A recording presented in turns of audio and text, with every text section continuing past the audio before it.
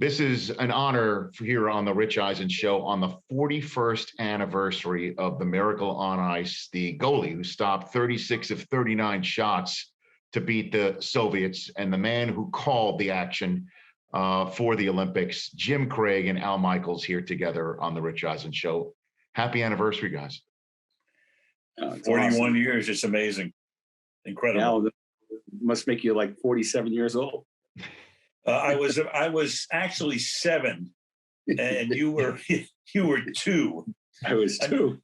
Don't we wish? I think back to when we did the wrap-up show that night, the Sunday night after the Finland game, and Jim McKay brings me in, and Ken Dryden, and he said, "Do you think this will live on for a while?" And I didn't want to say for sure, because otherwise, in case it didn't, that would look like a dope. But if he would have said 41 years later, people are still talking about this and exulting, that was a miracle. Yeah, kind of crazy, right? So, I mean, if you don't mind, let's start our chat here about the day. Jim, what are your recollections about waking up that day and starting your day, knowing what the day could actually hold for you, Jim?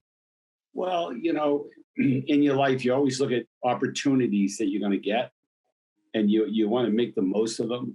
I just remembered in preparation, my preparation was so different for that game because we had played them in Madison Square Garden.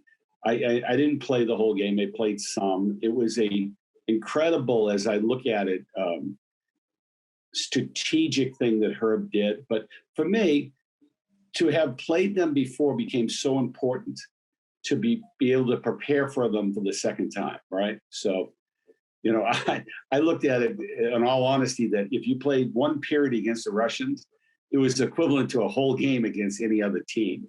And so I broke the game into 3 separate games of 4 or 5 minute periods.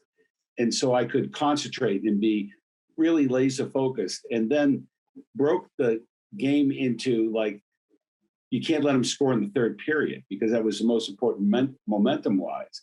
And so when I did that, the game moved along faster, and it was easier to prepare. And goalie's position is so different because you can't go out and be excited. You have to react to the game and really try to control the momentum in a very favorable way. Like, if your team scores a goal, you try not to give up a goal very quickly.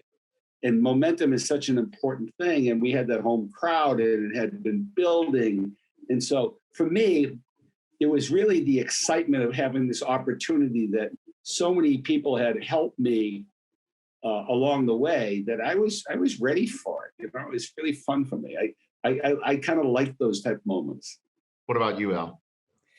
When I woke up that morning, I thought, well, this is a very exciting time, and it's a very exciting situation where the U.S. was able to get to the medal round, have the opportunity to face the best team in the world. But frankly, I was very fearful of the fact that the Soviets could blow the U.S. team out, and it could be 4-0 or 5-0 at the end of the first period. And I know when Ken Dryden and I walked over to the arena, our hotel was only 4 or 5 blocks away. I think I said something along the lines of, if it's only 3-1 Soviets midway through the second period, that's not bad. So they scored first midway through the first period. And I'm thinking, oh man, hold on, don't let it be 2, 3, 4-0. And then we get the tying goal, and then they go ahead again 2-1. And then Mark Johnson scores that goal with no time left at the end of the first period. So we now have more than we asked for. The amazing thing to me about that game as it developed, and it was so interesting listening, I haven't heard Jim talk in those terms even 41 years later, listening to how he broke that game down in his mind. Most important thing in that game was that Jim never allowed it to be a 2-goal game. Never. It was 1-0 Soviets. It was 1-1. It was 2-1 Soviets. It was 2-2. It was 3-2 Soviets, and they dominated the second period. Outshot the U.S. team something like 16-3. And Jim made a number of saves, standing on his head. And that kept the U.S. in the game and enabled the tying goal to be scored midway through the third. And then, of course, the Eruzione goal. And then it just got crazy. I mean, the last 10 minutes were insane. The Soviets are skating these crazy shifts on and off the ice every 20 seconds. The crowd is going wild. And it was a one-off.